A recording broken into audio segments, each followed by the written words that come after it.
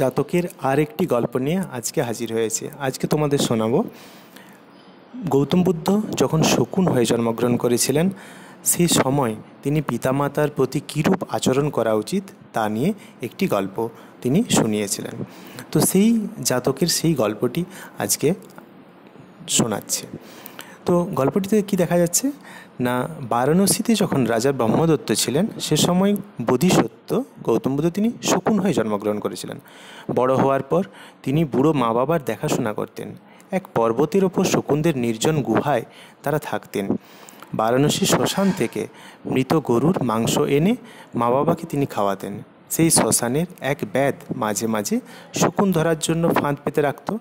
একদিন বোধিসত্ত্ব সেখানে গরুর মাংস খুঁজতে গেলেন। শ্মশানে ঢুকেই তিনি ফাঁদে আটকে পড়লেন। তখন তিনি ভাবলেন, আমি ফাঁদে আটকে গেলাম, এর জন্য তো আমার কোনো চিন্তা নেই, কিন্তু মা বাবা তাদের যেভাবে বাঁচবে, না খেতে পেয়ে তারা তো পর্বতের গুহাতেই মরে যাবে।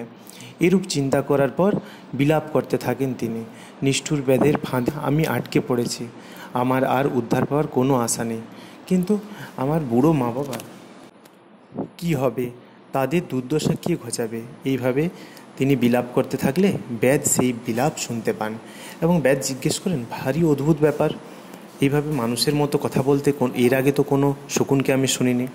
এবং তাকে জিজ্ঞেস করেন যে কী ব্যাপার বলো তো, খুলে বলো।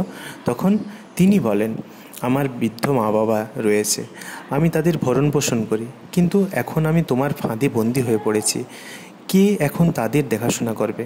সমস্ত কথা শোনার পর ব্যাধ পুনরায় জিজ্ঞেস করল যে তুমি কিভাবে এখানে নেমে এলে এবং এই ফাঁদে পড়লে? কারণ শকুনরা তো অনেক ওপর থেকে সব কিছু দেখতে পেয়ে যায়, মাংস দেখতে পেয়ে যায়, তাহলে তুমি কেন এসে এই ফাঁসে পড়লে? তখন সেই শকুন জবাব দিল যে মারা যাওয়ার সময় যখন কাউকে মৃত্যু ডেকে আনে তখন সে কোনো কিছুই তার চোখে পড়ে না, তো তাই আমিও এখানে নেমে এসেছি এবং ফাঁদটুকু দেখতে পাইনি।